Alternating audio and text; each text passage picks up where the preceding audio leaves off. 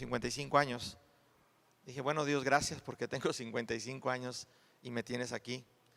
Pero sí ha de haber sido muy difícil para él ver una vida de un ministerio pastoral morir tan joven. Pero bueno, Dios tiene los tiempos. Dice la Biblia que nuestros tiempos están en las manos de Dios. Amén. Así que damos gracias a Dios por esta mañana. Quiero dar también la bienvenida y agradecer a Dios por sus vidas. La vida de Orlando y Lely que nos acompañan el día de hoy. ¿Cómo les decimos? Y un pequeño retoño que yo creo que mañana nace, si Dios quiere. También nuestra hermana Carmen Gell. Dios me la bendiga bastante con su esposo. ¿Cómo les decimos? Muy bien. Todos los demás los veo muy seguido también, así que bienvenidos a todos en general. Este día tenemos la séptima clase, antepenúltima, antes de la última.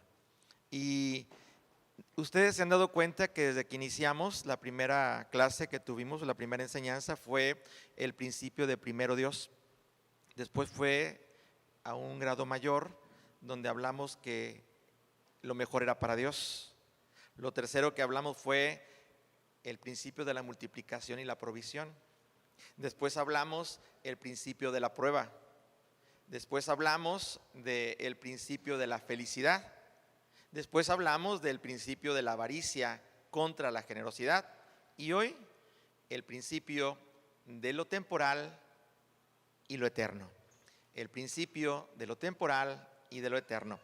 Voy a pedir a nuestro hermano Alejandro, él tiene el material por ahí, que se los proporcione mientras que yo sigo compartiendo. Y este material es para que usted lo tenga como una referencia, pero lo que comparto aquí es un poco más de lo que viene ahí. Así que gracias por estar nuevamente en esta séptima lección. Aprenderemos a ser felices reconociendo en nuestra vida lo que es temporal y lo que es eterno. Amén. Así que quisiera primero definir lo que dice el diccionario de la Real Academia Española.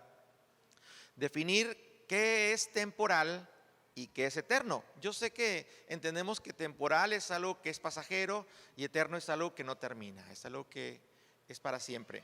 Pero ¿qué dice el diccionario de la Real Academia para entender un poco más esta definición antes de entrar de lleno al tema? El diccionario define la palabra temporal, es un adjetivo y dice el diccionario así, que es perteneciente o relativo al tiempo, es lo que dice, que dura por algún tiempo, está hablando del tiempo, pero dura por algún tiempo, que pasa con el tiempo, pero que no es eterno, o sea, es algo que pasa, pero no es eterno. ¿Recuerdan algún pasaje de la Biblia que hace referencia a esto? Que pasa, pero no es eterno. El contraste de esto sería que permanece y es eterno. ¿Quién permanece y es eterno? Dios. Dice la Escritura que la palabra de Dios es la misma de ayer, la misma de hoy y la misma de siempre. No pasa. Dios es el mismo de ayer, de hoy y de siempre. Él es eterno. Así que podemos encontrar en la Escritura la eternidad, pero temporal es algo que pasa, pasajero, y no es eterno. Todo lo que usted ve en este mundo, todo lo que vivimos, todo lo que tenemos a nuestro alrededor, lo que hemos generado con nuestra vida de bienes materiales, todo es temporal. Aún la vida misma es temporal. Aquí en la tierra estamos de paso, porque los que hemos creído en Cristo Jesús tenemos la esperanza de una vida eterna para que después de la muerte física resucitemos a una nueva vida que es la vida eterna en Cristo Jesús, que es la promesa de Dios para cada uno de los seres humanos que hemos decidido creer en Jesús. Temporal es algo pasajero, tiene que ver con el tiempo, pero lo eterno, aquí quisiera enfatizar que no puede ser medido por el tiempo. Cuando hablamos de eternidad, no puede ser medido con el tiempo, días, meses, años. Pero también dice el diccionario que no tiene ni principio ni tiene fin. Nuestro Dios, Él es el alfa y Él es el omega, que se prolonga por muchísimo, que permanece y que no tiene principio ni fin, que es un amor eterno. ¿Se acuerdan del pasaje donde Dios habla y dice: con amor eterno te he amado. Cuando habla Dios de un amor eterno, está hablando de un amor para siempre.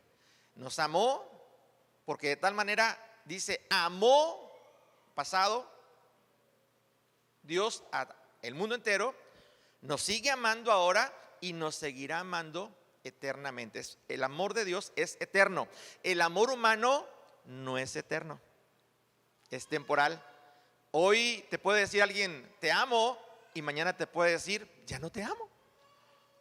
Muchos se casan por amor y después dicen, ya no quiero estar contigo porque ya no te amo. Es algo temporal, cuando es el amor humano. Pero cuando es el amor de Dios el que los une, ese amor es eterno, para siempre. Por eso dice la Escritura que lo que Dios unió, no lo separa el hombre, porque es el amor de Dios. No es un amor solamente humano entre las personas, sino que invocan el amor de Dios entre ellos, para que sea un cordón de 3 dobleces y que no se rompa fácilmente, que no se disuelva fácilmente. Así que vamos a entender esta mañana la importancia en nuestra vida de lo temporal y de lo eterno, de lo que es pasajero y lo que permanece para siempre. La Escritura dice que no pongamos nuestra mirada en las cosas terrenales, porque todo es pasajero, sino ¿dónde? En las cosas celestiales, porque todo es eterno. Entonces, esto lo vamos a estar analizando hoy, y no va a ser un sermón predicado por mí. Hoy les voy a dar un sermón de lata. Como dicen por ahí, es un sermón que ya se predicó, lo predicó otra persona, pero yo dije, lo voy a tomar de él y lo voy a predicar. Algunos dicen, gloria a Dios, amén, como la hermana Yola, y otros dicen, ¿qué pasó, pastor? ¿Por qué va a andar predicando sermones de otro? Esto de comida enlatada o recalentada, como que no. Pero déjeme decirle algo, la persona que predicó este sermón y que me impactó y que yo decidí considerarlo y compartirlo aquí, es porque él, con esas palabras en ese sermón, sigue ese sermón impactando, sigue estando latente, porque el que predicó este sermón fue nuestro Señor Jesucristo. Así que yo les voy a compartir solamente un sermón de alguien que miles de años atrás lo preparó homiléticamente, con los puntos bien definidos, y lo predicó a sus discípulos y a mucha gente, pero lo dejó como una enseñanza para que los principios del reino, para ser feliz, que es lo que hemos estado viendo durante estas 7 semanas, nosotros podamos ser plenamente felices. Y cuando digo plenamente felices es porque Dios lo llena todo, hermanos. Decía o dice el hermoso canto que a veces escuchamos, si te tengo a ti, lo tengo todo. Hoy cumplen 25 años de matrimonio, bueno, ayer, pero hoy celebra nuestro hermano Enrique, nuestra hermana Mague, 25 años. Dice el hermano Enrique, ¡ajúa! Y van por 25 más. Se dice fácil, 25 años, no es cualquier cosa, hermanos. Es toda una historia de vida, pero hay algo que a ellos los distingue. Antes, cuando ellos se unieron en su amor, en su matrimonio, era solamente el amor entre ellos. Y ese amor fue momentos difíciles tal vez en los primeros años, pero después conocieron el amor de Dios e invitaron que ese amor de Dios fuera parte de ellos. Y ahora el amor entre ellos ya no es un amor temporal, es un amor eterno. Es un amor que el deseo de todos, de su familia, es que ellos perduren por siempre. Que solamente la muerte haga una separación entre uno o entre otro. Así dice la Escritura. Amén. Así que vamos a la Escritura, hermanos, y primer punto que quisiera comentar esta mañana es que para poder ser plenamente felices y poder compartir este sermón que ya predicó nuestro Señor Jesús miles de años atrás, que fue en una montaña. De hecho, él subió a una montaña y allí arriba de la montaña se sentó y los discípulos se sentaron alrededor de él y mucha gente más, y él empezó a enseñar este sermón que es conocido como el Sermón del Monte o el Sermón de las Bienaventuranzas, porque fue dado en un monte y fue dado por nuestro Señor para compartir al ser humano cómo el hombre puede ser plenamente feliz. Este sermón su único enfoque en su totalidad hasta el día de hoy es cómo ser plenamente felices.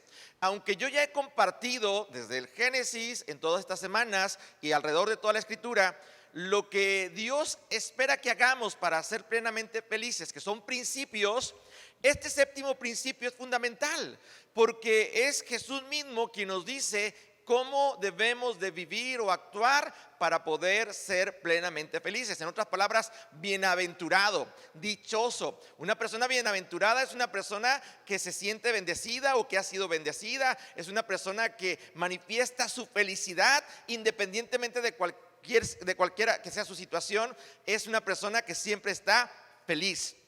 Y cuando una persona tiene a Cristo Jesús, claro que su actitud debe de ser una actitud de una persona bienaventurada. La Biblia dice que como hijos de Dios somos bienaventurados. Antes no éramos hijos de Dios. No voy a decir de quién éramos hijos. No lo voy a decir, porque una vez dijeron, el pastor dijo que era hijo del diablo. No. La Biblia dice por ahí algo así, pero la Biblia dice que somos hijos de Dios. Y si no éramos hijos de Dios, éramos hijos de alguien más. Y hacíamos lo que ese padre nos indicaba. Pero un día dijimos ya no más y reconocimos a Dios como el único Dios verdadero, a Jesucristo como el Salvador, y Él nos dio el privilegio como padre de ser hechos hijos de Dios. Usted y yo somos hijos de Dios, y como hijos de Dios Él quiere que seamos felices. Él quiere que nos sintamos dichosos de ese beneficio de ser hijos de Dios. La Escritura menciona, si me acompañas, en Mateo capítulo número 5, Jesús enseña este mensaje, y cuando está enseñando este mensaje, para poder ser feliz, lo primero que Él enseña es que tenemos que aplicar en nuestra vida, o tenemos que llevar a cabo 3 cosas en nuestra vida, o 3 cambios internos para ser plenamente felices. Cuando digo 3 cambios internos, es que es algo que no se ve, la gente no se da cuenta, pero Dios sí. Y es lo más importante. Algunos dicen, es que Dios no ve lo de afuera, Dios ve el corazón. Y los cambios tienen que empezar de corazón. Si tú no determinas en tu corazón hacer cambios y con la ayuda de Dios proceder a esos cambios para agradar a Dios, tu vida nunca va a ser feliz.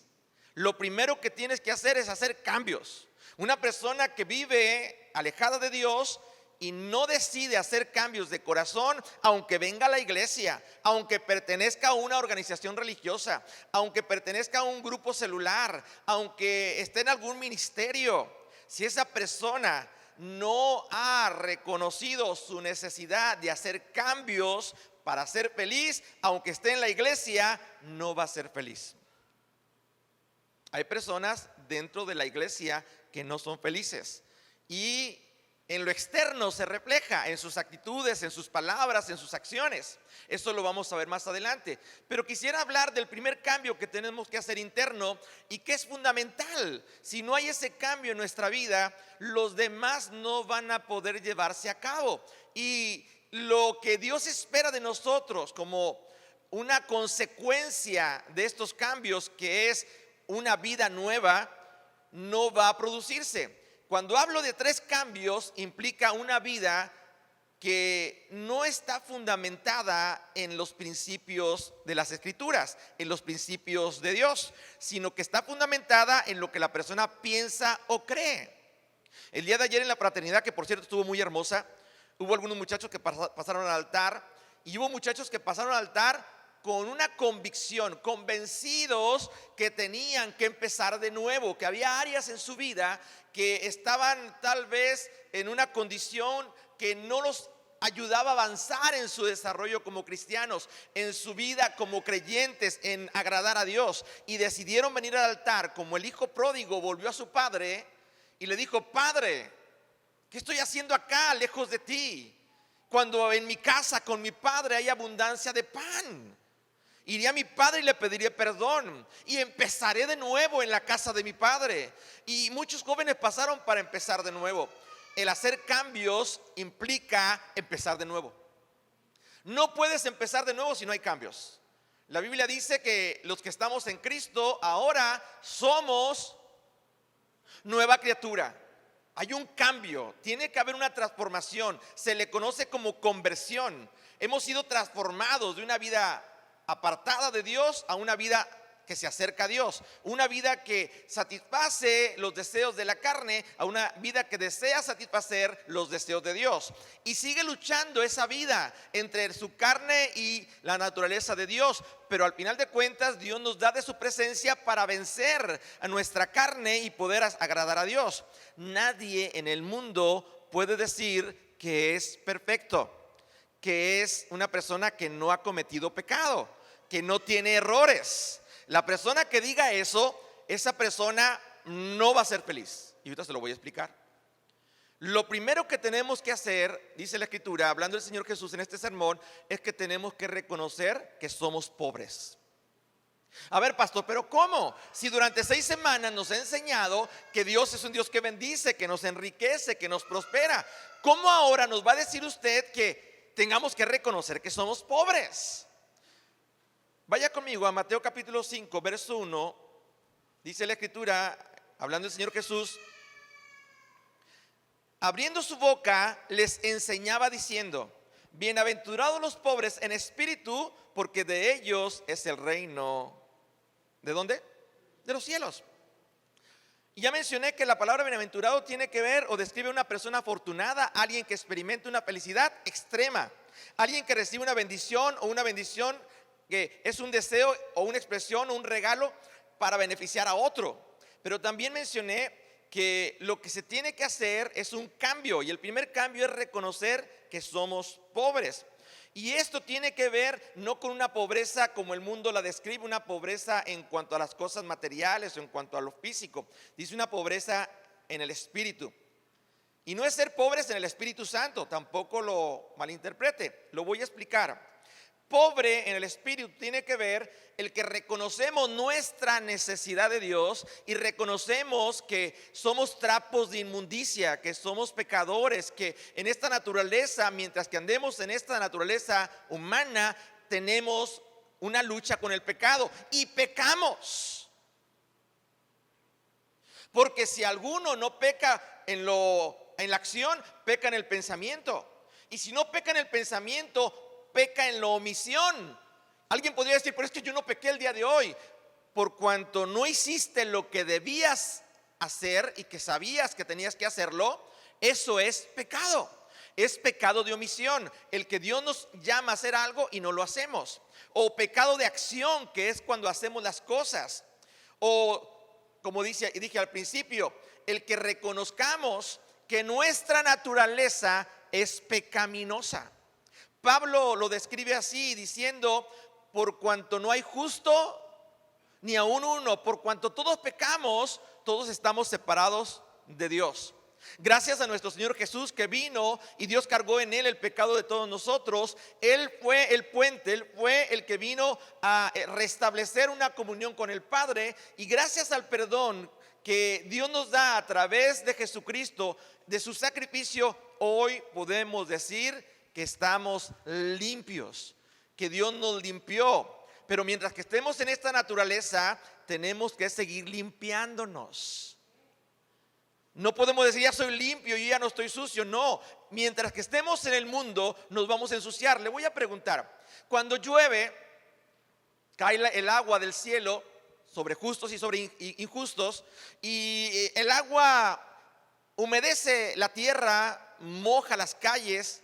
Y cuando usted sale a la calle, le pregunto, empieza a caminar, ¿no se moja con esa agua? ¿Los pies no se salpican? ¿No se llega a ensuciar en algún momento?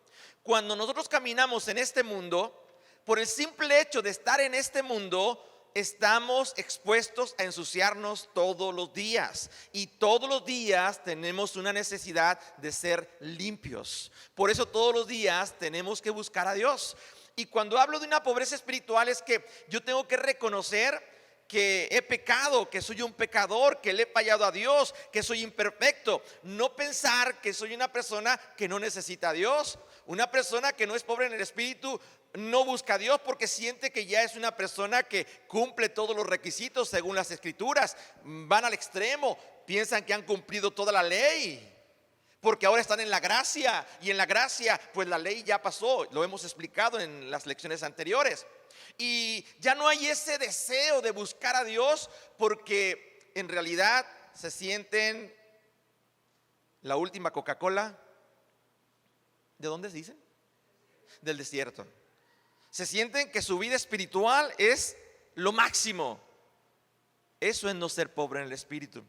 Vaya a la escritura, el salmista David, cuando es llamado por Dios y Dios ve en él algo especial, dice que era un hombre conforme al corazón de Dios, un hombre que agradaba a Dios, un hombre que amaba a Dios con todo su corazón.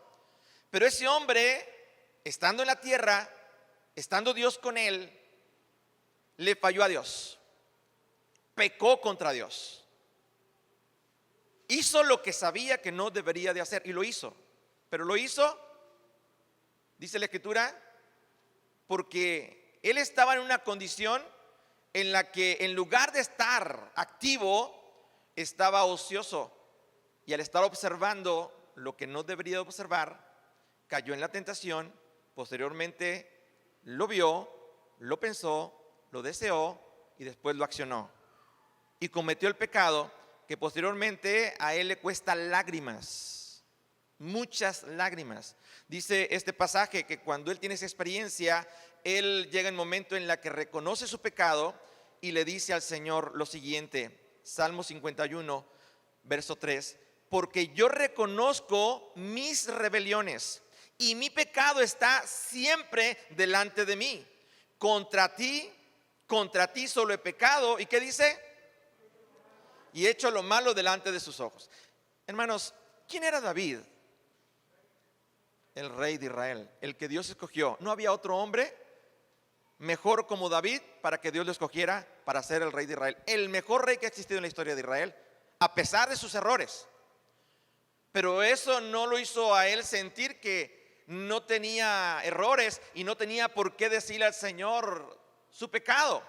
Cuando reconocemos delante de Dios y vamos a Dios a través de nuestro Señor Jesucristo y le pedimos perdón por nuestros pecados, reconocemos nuestro pecado, nosotros estamos preparando el ambiente en nuestra alma para recibir el perdón de Dios. Pero tenemos que reconocer. Cuando tú reconoces tu necesidad, en otras palabras, lo voy a explicar así, tus debilidades. Todos somos débiles en algún área. Todos. Si alguien dice, yo no soy débil, yo soy fuerte en Cristo Jesús. En Cristo Jesús, Él nos hace fuertes. Y nuestra debilidad, Él nos da la fuerza para vencerla. Pero si no dejamos que Él nos fortalezca, esa debilidad nos lleva a pecar, nos lleva a alejarnos de Dios, nos lleva a no hacer lo que Dios nos pide. Vaya conmigo, el apóstol Pablo lo define de esta manera. Y Pablo habla de una persona que fue un líder que estableció muchas iglesias, mucho liderazgo y que enseñó a la iglesia primitiva principios para la iglesia, para los primeros creyentes que ellos deberían de considerar para ser plenamente felices, bienaventurados. Y él lo dice así a la carta que envía a los romanos en el capítulo 7, verso 21, diciendo que queriendo yo hacer el bien, hallo esta ley, que el mal está en mí. Aunque yo quiero hacer el bien, hay una ley que me revela que el mal está dentro de mí. Sigue diciendo, porque según el hombre interior, me deleito en la ley de Dios, en lo interno, pero veo otra ley en mis miembros que se revela contra la ley de mi mente y que me lleva cautivo a la ley del pecado que está en mis miembros. Miserable de mí, ¿quién me librará de este cuerpo de muerte? Y Pablo está diciendo, miserable de mí, ¿quién podrá librarme de este cuerpo? Porque este cuerpo tiene una ley sujeta al pecado. Es un cuerpo que tiende a pecar. Y él ya era un hombre de Dios, ya era un hombre que estaba siendo respaldado por Dios de una manera tremenda, pero él reconoce su pecado, era pobre en el espíritu. Él reconocía su necesidad de Dios. Él sabía que tenía que venir al altar, a la casa del Señor, a humillarse delante del Señor y decirle como David: contra ti he pecado, te he fallado, Dios. Es más, no merezco ser tu hijo, pero Dios, con amor eterno te he amado. La eternidad, lo temporal del amor del hombre, que puede amar a Dios y puede dejar de amar a Dios, pero el amor de Dios nunca ha dejado de ser. Vaya conmigo por favor a Romanos capítulo 5 verso 8. Según la Nueva Traducción Viviente, Pablo les dice también a los romanos lo siguiente: pero Dios mostró el gran amor que nos tienes al enviar a Cristo a morir por nosotros cuando todavía éramos pecadores. ¿Cuántos de aquí somos pecadores? Y los que están viendo el video, ¿cuántos allá son pecadores? Todos somos pecadores. Si eres un ser humano, naciste con una ley del pecado, una consecuencia del pecado original. Y así como el pecado entró por Adán, dice la Escritura, pasó a todos los hombres. Nadie puede decir que no tiene pecado. Y si lo dice, no busca a Dios. Por eso hay muchas personas, por más que les hablamos, ellos sienten: ¿y yo para qué necesito a Dios? ¿Para qué necesito a Jesús? No, yo no necesito nada. Yo soy feliz. Una felicidad temporal. Es más, a mí me va muy bien, yo tengo un buen trabajo, tengo un buen carro, tengo una buena casa. Estoy hablando del impío, el que no conoce a Dios, el que dice que no necesita de Dios, el que no es pobre en el espíritu, se siente autosuficiente. Pero la Biblia es muy clara cuando dice que como hijos de Dios no veamos los bienes ni cómo el impío prospera en su camino, sino que aprendamos a confiar en Dios, que a su tiempo segaremos si no desmayamos. Al final de cuentas, las personas sin Dios y con toda su riqueza van a morir, y eso es temporal. Aquí se queda todo, no se lleva nada. Pero en cambio, los que estamos en Cristo Jesús y vamos a morir físicamente, pero no eternamente. Pasaremos de muerte a vida una vez más. Espiritualmente, cuando recibimos a Jesús, estábamos muertos en nuestro delito y pecado. No éramos felices porque el pecado no trae una felicidad plena, es temporal, superficial. Pero cuando conocimos a Jesús, vino una felicidad permanente, una felicidad, como lo decía, plena. Y esa felicidad que el Señor nos dio porque nos perdonó. Y hay un gozo porque hemos recibido el perdón de nuestros pecados. No nos sentimos mal porque Dios nos ha perdonado. Y el apóstol Pablo dice que éramos pecadores. Y cuando éramos pecadores, el amor, el gran amor de Dios fue al enviar a Jesucristo para pagar el precio del pecado y que tú y yo pudiéramos ser felices. El reconocer nuestra condición de pecado es una necesidad apremiante. Insisto, la gente que no busca a Dios pone su confianza en las riquezas, en los bienes materiales, en las cosas del mundo, en las cosas terrenales. Mas los hijos de Dios no en esas cosas, sino en las cosas espirituales, en las cosas celestiales. La infelicidad y la felicidad, hay un contraste entre ser feliz, ser generoso, tener primero a Dios en nuestra vida, darle lo mejor a Dios, el experimentar el principio de la multiplicación y la provisión, el experimentar los momentos de prueba. Pero independientemente de eso, como el apóstol Pablo dijo, he aprendido a estar contento cualquiera que sea mi circunstancia, sea que tenga abundancia o que tenga escasez, soy feliz. Y en este tiempo hemos estado aprendiendo a ser felices. Aunque la Biblia lo define, pero lo leemos y no lo alcanzamos a comprender para aplicarlo en nuestra vida. Cuando Jesús da este sermón, espera que los que lo escuchan lo puedan aplicar en su vida y en verdad sean felices. Que cuando ellos salgan a predicar el evangelio, ellos puedan hablar con ese gozo, con esa felicidad que el Señor les ha dado. Un pueblo que tiene a Dios, una iglesia que tiene a Dios, un creyente que tiene a Dios, es alguien que debe reflejar felicidad, gozo, alegría, porque Dios está en medio de ellos o en la persona. Un fruto del Espíritu es amor, el amor de Dios, y el segundo es el gozo. Pablo le decía a los filipenses: gócense, regocíjense, sean felices, porque aunque no tengan lo suficiente, lo tienen todo en Cristo Jesús. Vaya conmigo, lo segundo que tenemos que aprender, primero, a ser pobres de espíritu. Lo segundo es aprender a llorar. ¿Cuántos han llorado en la vida? Todos, hermano. Hasta Jesús lloró. Derramó lágrimas. Y derramó lágrimas porque le podía ver a la gente perdiéndose como ovejas que no tenían pastor. Veía que el pecado los estaba condenando y él lloraba, porque en lugar de que ellos vinieran a buscar la presencia de Dios, porque el reino de Dios se había acercado a ellos, ellos se alejaban y rechazaban el evangelio, rechazaban las buenas nuevas de nuestro Señor Jesús. Dice la Biblia: a los suyos vino y los suyos no quisieron, se rebelaron, estuvieron en contra. Y no solo eso, fueron los principales promotores para matarlo. Pero aún así, dice la Biblia, Él los amó, perdonándolos.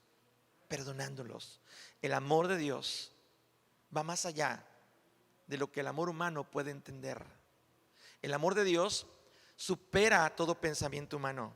Vaya conmigo, dice la Escritura en Mateo 5:4, segunda bienaventuranza: bienaventurados los que lloran, porque ellos recibirán consolación. Tenemos que aprender a llorar, hermanos. Y llorar no solamente por llorar. ¿Usted ha llorado alguna vez? Dígame. ¿Alguna vez ha llorado con lágrimas de cocodrilo? ¿Sí sabe lo que son las lágrimas de cocodrilo? ¿Qué representan?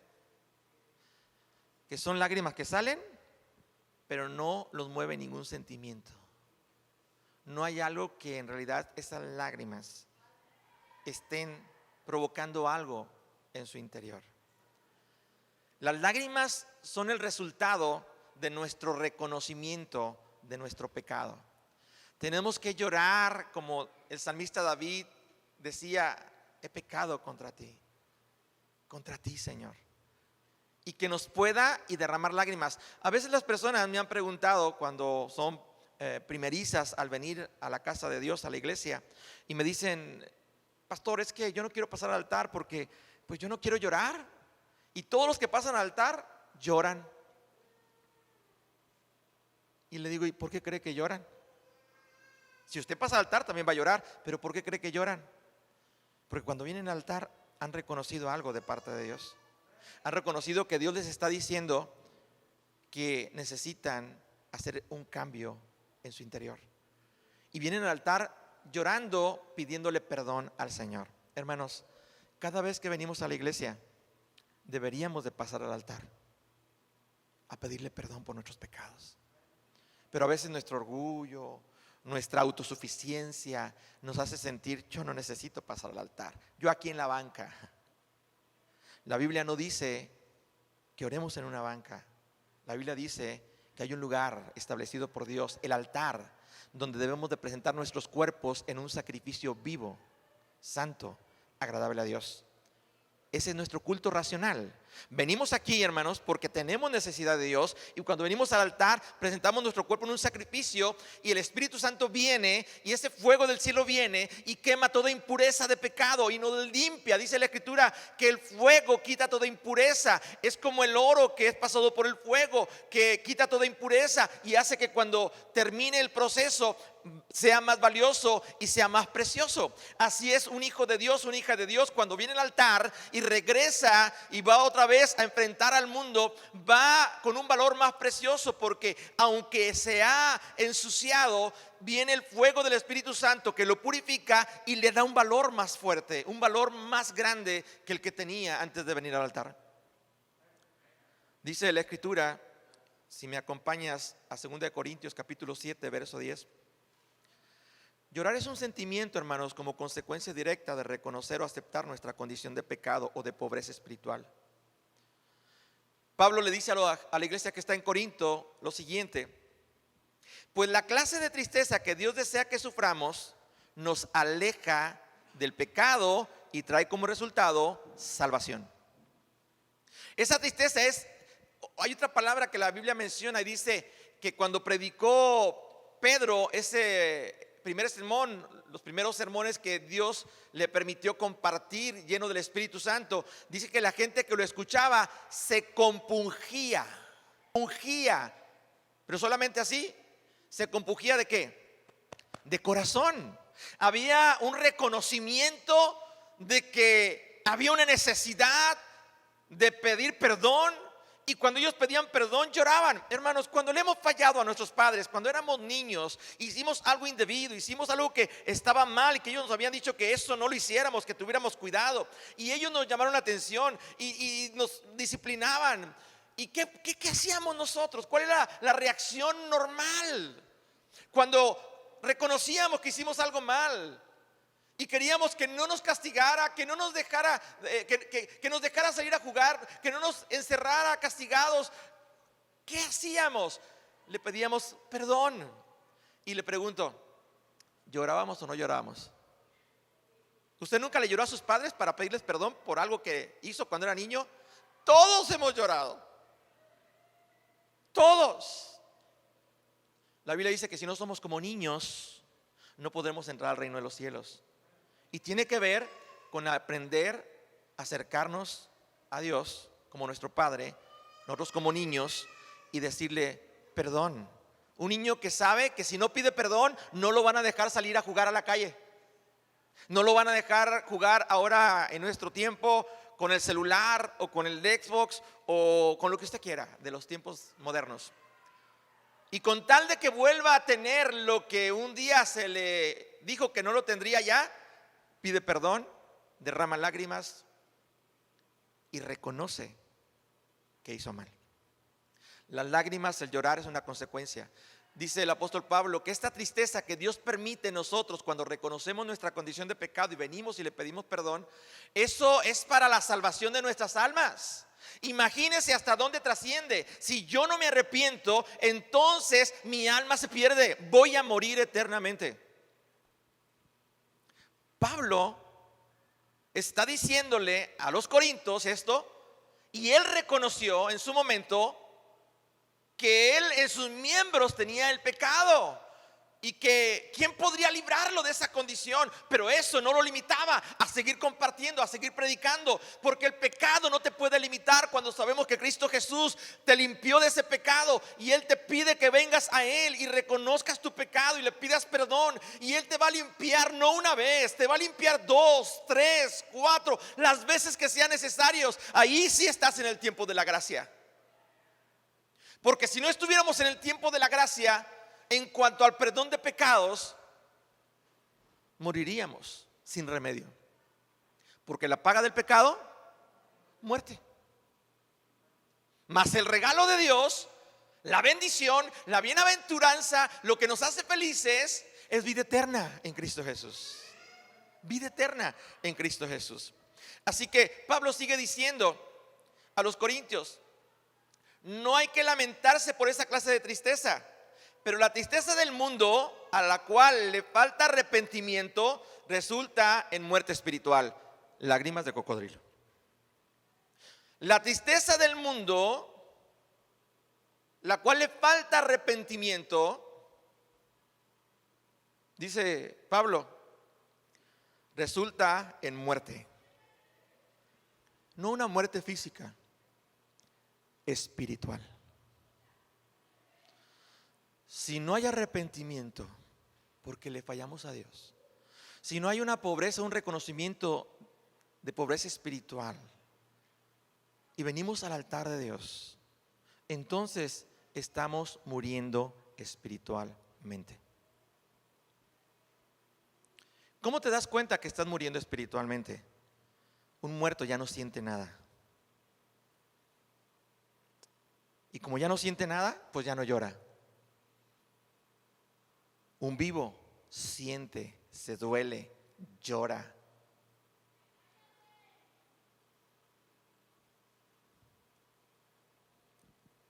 Estamos aquí.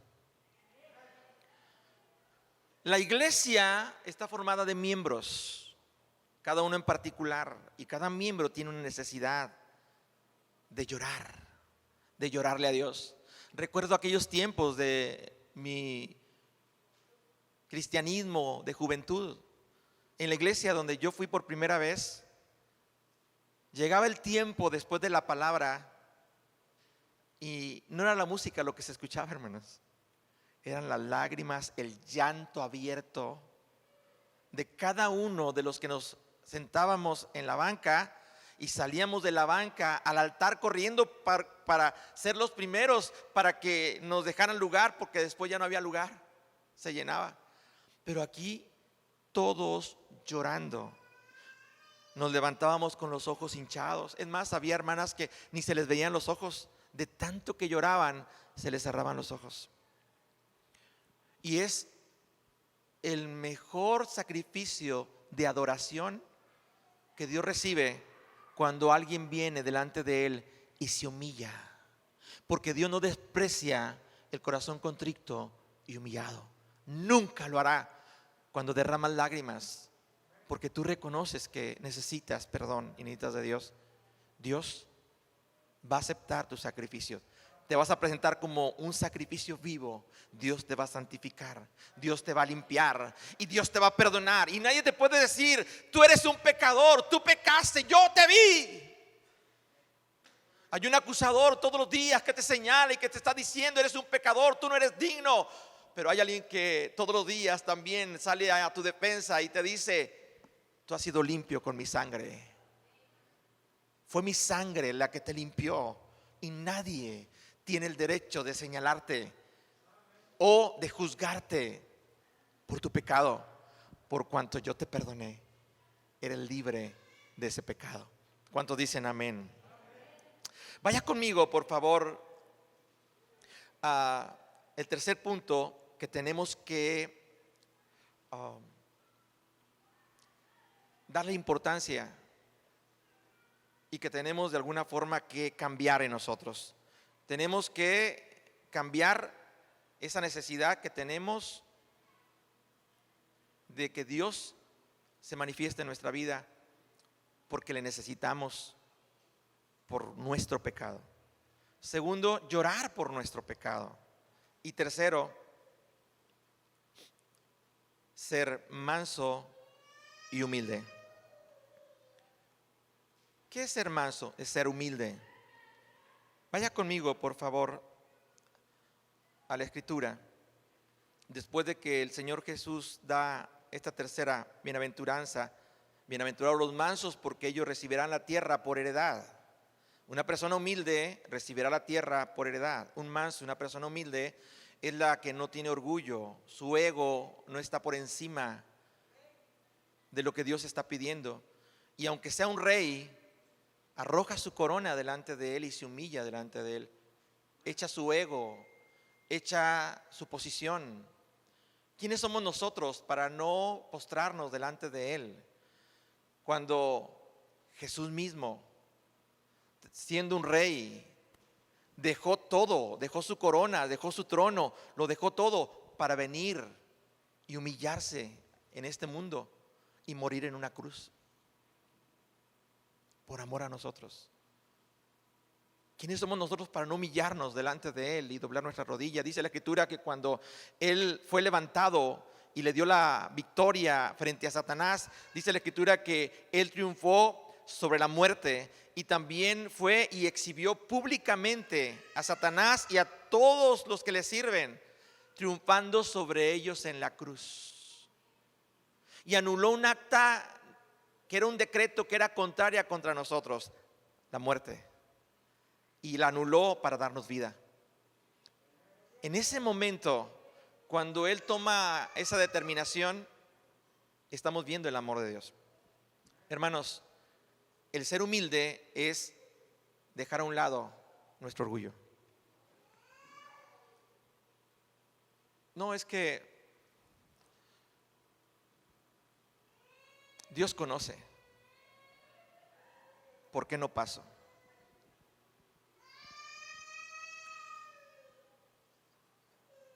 En el tiempo antiguo había 3 lugares en el templo: el patio, donde se hacían los sacrificios;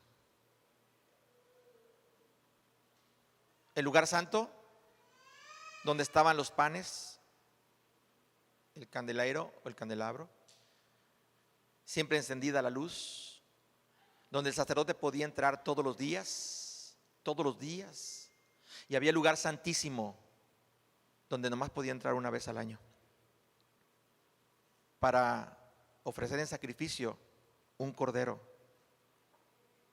y en ese lugar santísimo derramar la sangre que limpiaría de pecados a todo el pueblo, una vez al año. Mas Jesús vino para que se rasgara esa división de arriba abajo, y que ya no pudiéramos solamente estar en el lugar santo todos los días, sino que pudiéramos entrar al lugar santísimo todos los días. Cuando tú vienes, entras en la presencia del Señor, entras a un lugar santísimo. Una religión popular tienen un objeto que le llaman santísimo. Yo le digo, el santísimo está aquí. Y si Él es santo, tenemos que ser humildes y reconocer nuestra condición delante de Él. Esto tiene que ver con arrepentimiento. El hacer estos 3 cambios va a provocar que empiece a haber frutos en nuestra vida. El poder hablar de lo temporal y de lo eterno no lo podemos definir en nuestra vida si no hacemos estos 3 cambios: reconocer nuestra pobreza espiritual, reconocer que necesitamos llorar y reconocer que tenemos que ser mansos y humildes. Pero todo tiene que ser de corazón, hermanos. No puede ser superficial. Quisiera compartir con ustedes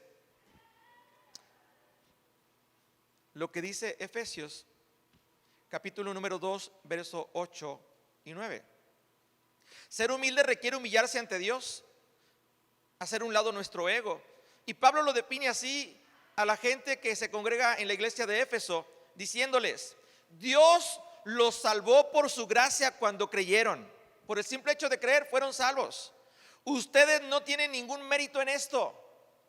A ustedes no les ha costado nada la salvación, nada de lo que tú hagas, de obras, de buenas acciones. Eso no te hace salvo. Lo que te salvó fue lo que Jesús hizo en la cruz del Calvario. Y Él, dice la Escritura, nos salvó por su gracia.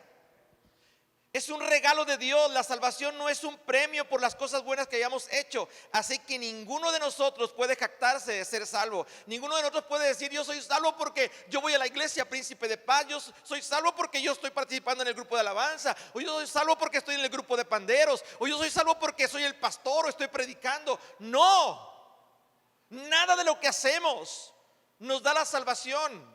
Lo único que nos da la salvación es haber creído en Cristo Jesús. Y el creer en Jesús trae como consecuencia los cambios que acabo de mencionar, para poder empezar a ver en nuestra vida los frutos de ese cambio.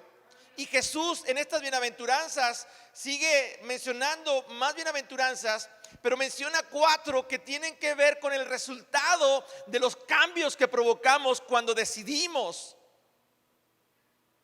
hacer que nuestro orgullo ya no esté por encima de nuestro reconocimiento de necesidad de Dios. Lo primero que produce este cambio es que tenemos que tener hambre y sed de Dios.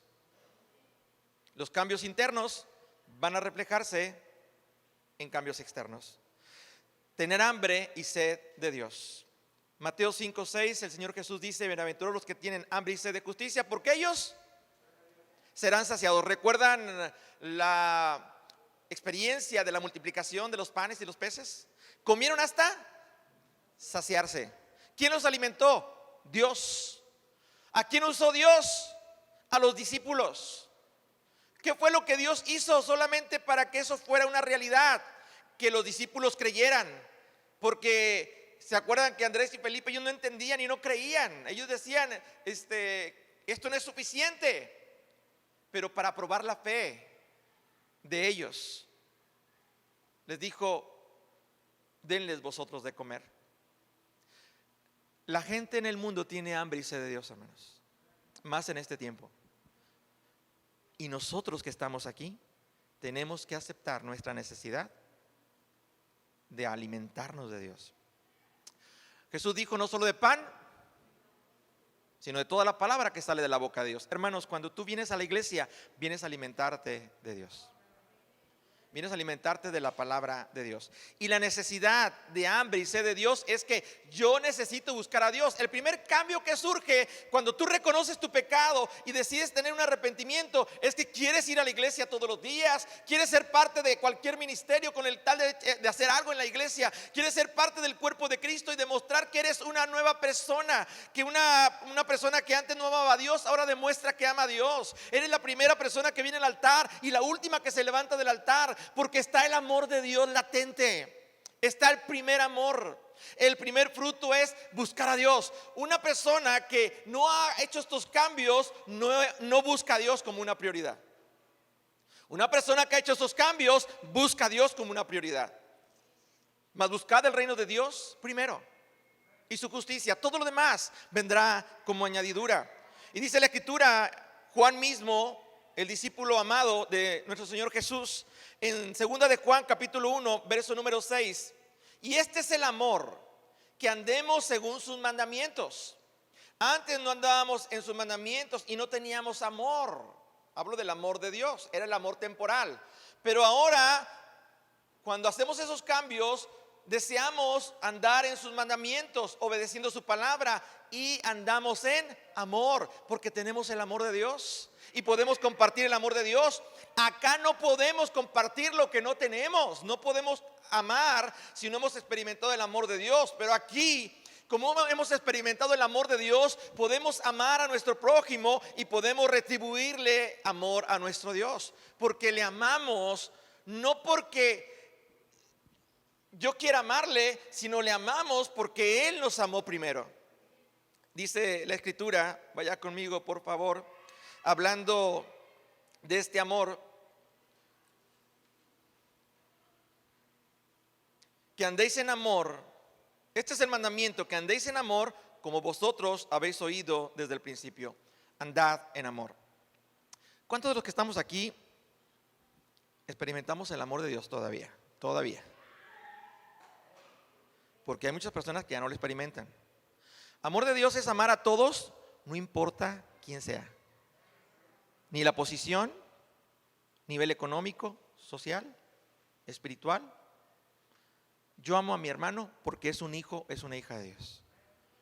Y amo a las personas que están en el mundo porque necesitan de Dios. Son también nuestro prójimo. Dice este pasaje, vaya también a 1 de Juan capítulo 4 verso 9. Dios mostró cuánto nos ama al enviar a su único hijo al mundo para que tengamos vida eterna por medio de él. Así que Dios nos muestra su amor para con nosotros, que nos da vida eterna. Volvemos a los temas que hemos estado viendo anteriormente. Más bienaventurado es dar. Estamos viendo el sermón de las bienaventuranzas. ¿Cómo tú puedes ser plenamente feliz? Cuando aprendes a dar. Recibes el amor de Dios porque Dios te perdonó. Recibes el perdón, recibes la misericordia. Entonces tú puedes amar y puedes perdonar y puedes tener misericordia. Recibes y das.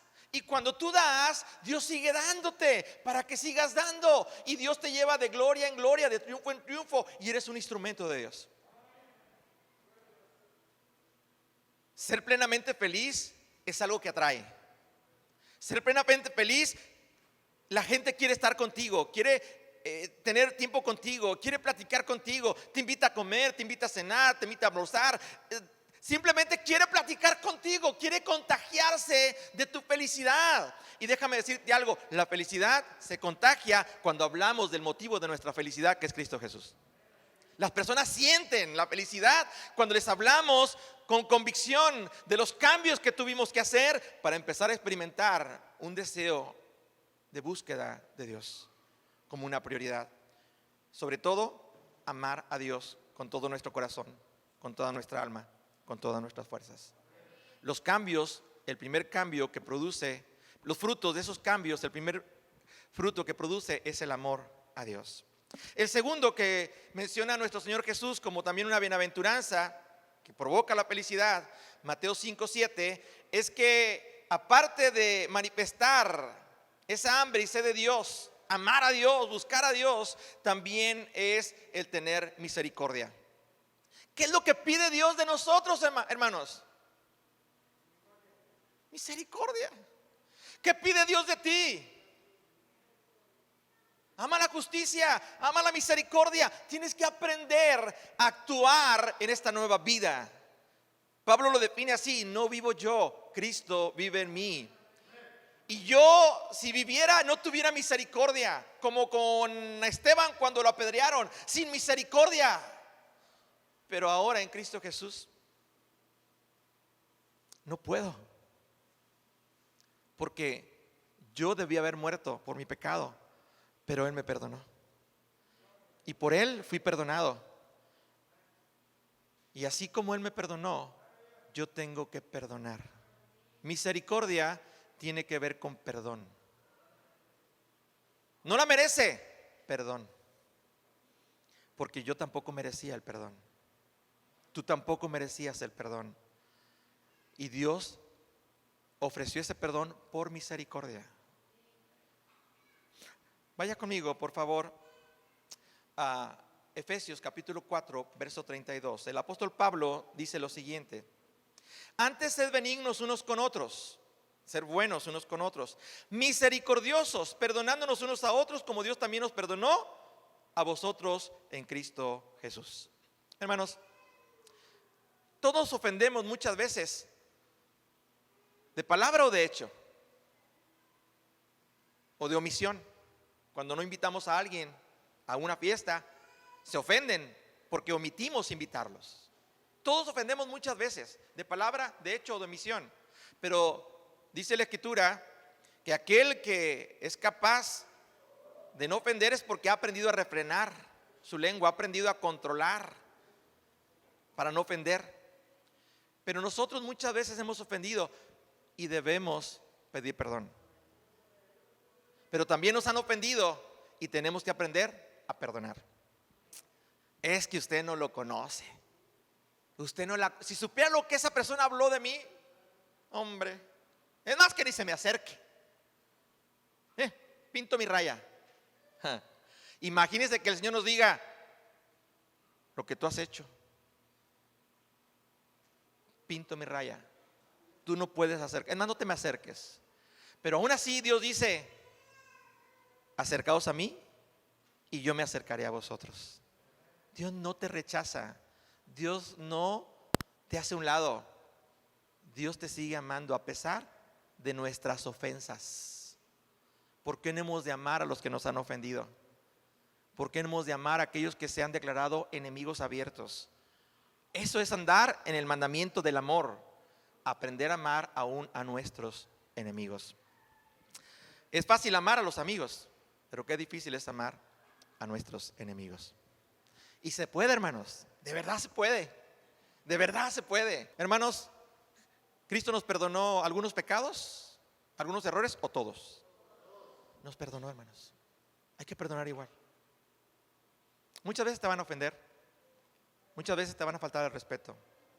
Muchas veces te van a despreciar. Perdona. Tú no te quedes con eso en tu corazón. Cuando perdonas, olvidas. Cuando sigues recordando, es que nunca perdonaste. Y nunca vas a poder volver a hablar con esa persona, mucho menos saludarla, abrazarla y mucho menos bendecirla, que es lo que Dios nos pide que hagamos. Pero sigue diciendo la Escritura, hablando el Señor Jesús en las bienaventuranzas, además de el tener hambre y sed de Dios y también tener misericordia, hay algo que también menciona en el verso número 8, Mateo 5:8, diciendo: bienaventurados de limpio corazón, porque ellos verán a Dios. Y el salmista David nos recuerda un poco sobre los de limpio corazón. Dice el Salmo 24, verso 3: ¿quién subirá al monte de Jehová? ¿Y quién estará en su lugar santo? El limpio de manos, de corazón puro, que no es vanidoso. ¿Cuántos recuerdan ese hermoso canto? Ni sabe engañar. El que no ha elevado su alma a cosas vanas, no es vanidoso, ni jurado con engaño. ¿Se acuerda, hermana Carmen, cuando cantábamos ese canto? Hermanos, le pensábamos levantar las manos. Primero doblábamos rodilla desde que entrábamos, pedíamos perdón y ahora sí podíamos levantar las manos. Pero si tú no te sentías perdonado todavía porque no fuiste genuino en los cambios, difícilmente podrías levantar las manos. Cuando tú levantas las manos, son manos limpias. Estaban sucias por nuestro pecado, pero Jesús nos limpió. La sangre de Jesucristo nos limpió nuestras manos, nos limpió nuestros pies, nos limpió nuestro corazón, nos limpió desde la planta de los pies hasta la cabeza. Somos limpios por la sangre de Jesús. Déjeme decirle algo. Cuando empezamos esta serie de estudios, yo les mencioné que no es lo mismo predicar que enseñar. La enseñanza tiene más profundidad y requiere un poco más de tiempo. Así que les pido paciencia para terminar este tema y que usted se siga deleitando en el Señor. Sé que a veces nuestra carne dice, es que el sermón debe durar 45 minutos, 50 máximo el pastor. Pero este sermón, yo les dije a ustedes, no es mío. Lo predicó él hace miles de años atrás. Y cuando él predicaba, hermanos, duraba horas. Este sermón en el monte duró horas. En la multiplicación de los panes decían los discípulos, Señor, ya está oscureciendo, ya termina la reunión. Y él dijo, no la voy a terminar. Denles de comer. Hermanos, ahorita al terminar vamos a comer. Nuestro hermano Enrique y nuestra hermana Mague nos invitan a tener un tiempo de convivencia en la planta baja para celebrar sus 25 años de matrimonio. Así que vamos a comer, así que no se desesperen. Mi estómago no come nada los domingos hasta después de la reunión. Siempre está vacío, siempre está en ayuno. Y déjeme decirle algo, tenemos que aprender a dominar nuestra carne. Nuestra carne, no comí tacos de barbacoa y ya traigo hambre. Es más, me da vergüenza con el hermano de al lado porque se oye un... Hermanos, deje que lo interno se siga alterando. Hay que hacer cambios en lo interno para que lo reflejemos en lo externo. Muy bien, continuemos. Vaya conmigo, por favor. Aparte de lo que menciona David, de estar con las manos limpias y con el corazón puro, el tener un corazón limpio es importante. Eso lo produce cuando reconocemos nuestro pecado. Hay reconocimiento de pecado, entonces hay limpieza de pecado. Y la cuarta reacción o fruto, manifestación externa al hacer los tres cambios que mencioné al principio es el siguiente, el tener paz. Un hombre, una mujer de paz es alguien que siempre tiene una palabra que nos ayuda a estar tranquilos. Ser pacificadores. Dice la escritura, vaya conmigo, Mateo 5:9, bienaventurados los pacificadores porque ellos serán llamados hijos de Dios. Así que ya somos hijos de Dios, pero ¿a quiénes van a llamar hijos de Dios? A los que aprenden a transmitir la paz. Jesús, donde quiera que iba, inspiraba paz, transmitía paz, predicaba paz. Y él decía, la paz que yo les doy no es como la que el mundo les ha dado. Mi paz es una paz diferente, es una paz que permanece, es eterna. La paz del mundo es temporal. Las cosas temporales y las cosas eternas. Hermanos, si hoy nos llevamos este principio bien definido sobre lo que es temporal y lo que es eterno, créame que usted va a ser una persona plenamente feliz. Voy a concluir con esto. Los efectos serán temporales o eternos. Primer efecto temporal, ser perseguidos. Mateo 5:10 dice: bienaventurados los que padecen persecución por causa de la justicia, porque de ellos es el reino de los cielos. Bienaventurados los que sufren persecución, porque de ellos es el reino de los cielos. Hermanos, algo temporal que vas a enfrentar por hacer cambios en tu vida y que haya estos frutos en tu vida, es que vas a sufrir persecución por ser alguien que decidió cambiar, alguien que decidió manifestar frutos de una nueva vida, y que esa persecución, aunque sea algo difícil en tu tiempo, en este tiempo, será algo temporal. No te desesperes, ten paciencia. Si se levantan contra ti y surgen muchos problemas contra ti, es persecución. Y más porque tú estás haciendo lo correcto. Sigue adelante, no te detengas, sé valiente, no te amedrentes, no te atemorices, mantente firme y sigue dando esos frutos de los cambios que un día determinaste hacer para agradar a Dios. Lo segundo temporal, Mateo 5:11: bienaventurados sois cuando por mi causa os vituperen y os persigan y digan toda clase de mal contra vosotros mintiendo. Vituperar es censurar o desaprobar a una persona con mucha dureza. Es lastimar a esa persona diciéndole: tú no sirves, tú no puedes, tú no debes, no eres digno, no calificas por esto, por aquello y por aquello otro. Y descalifican a la persona y dicen tantas cosas contra la persona porque esa persona no puede. Eso es vituperar, no debe. Pero sigue añadiendo ahí: y digan toda clase, dice, y digan toda clase de mal contra vosotros mintiendo.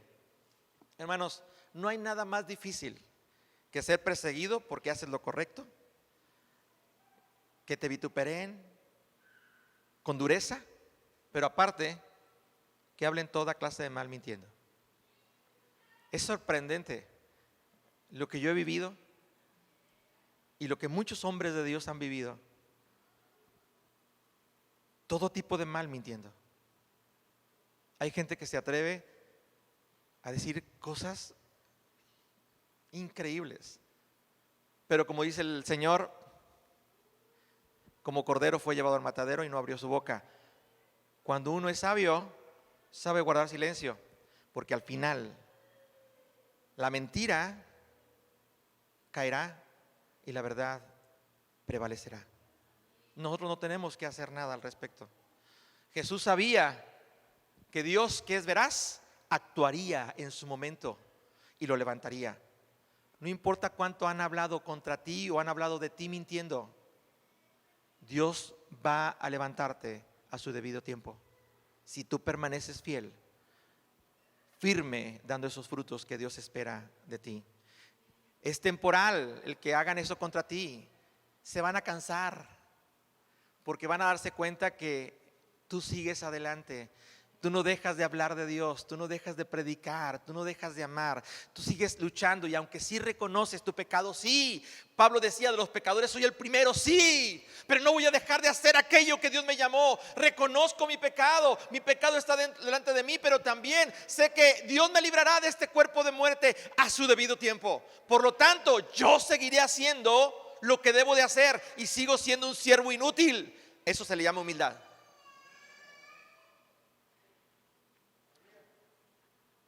Dos circunstancias que viviremos temporalmente: persecución, vituperación y también mentiras. Pero lo eterno, y termino con esto. Mateo 5:12: gozaos y alegraos porque vuestro galardón es grande. ¿En dónde? Porque así persiguieron a los profetas que fueron antes de vosotros. En Mateo 5:10 al final dice: porque de ellos es el reino de los cielos. Hermanos, el reino de Dios, lo eterno, nos pertenece. Jesús oraba al Padre y le decía: Padre, Están en el mundo y van a padecer en el mundo, pero yo ya vencí al mundo. Están ahí y van a ser perseguidos, vituperiados y hablarán toda clase de mal contra ellos mintiendo. Pero Señor, yo te pido que los guardes. Guárdalos del mundo. Yo los guardé y ninguno se perdió. Cuando estás en las manos de Dios, nunca te vas a perder. Hoy yo te invito a que tú le puedas decir al Señor: Señor, hoy yo reconozco mi necesidad de ti. Necesito buscar tu rostro. Necesito reconocer que hay áreas en mi vida que necesitan ser limpiadas y perdonadas. Porque quiero seguir, Señor, manifestando tu amor, tu misericordia, paz. Quiero no dejar de llorar. Quiero que aún me duela, Señor, cuando sé que te he fallado. No soy digno, decía el hijo pródigo, ni siquiera de ser llamado tu hijo. El padre le dijo: hijo mío, tu lugar siempre ha estado ahí. Es tu lugar. Esta es tu casa. Y si has vuelto a casa, hay que hacer fiesta. Si has vuelto a casa, vas a empezar no solamente una nueva vida, porque decidiste hacer cambios. Estabas en el mundo, alejado de Dios, haciendo lo que tú querías, pero decidiste hacer cambios y ahora has venido a buscarme a mi casa. Has venido arrepentido diciendo: he pecado contra el cielo y contra ti. Y el Padre, con un beso, muestra de amor, y con un abrazo, muestra de amor, le dijo sin palabras: eres mi hijo y siempre te he amado.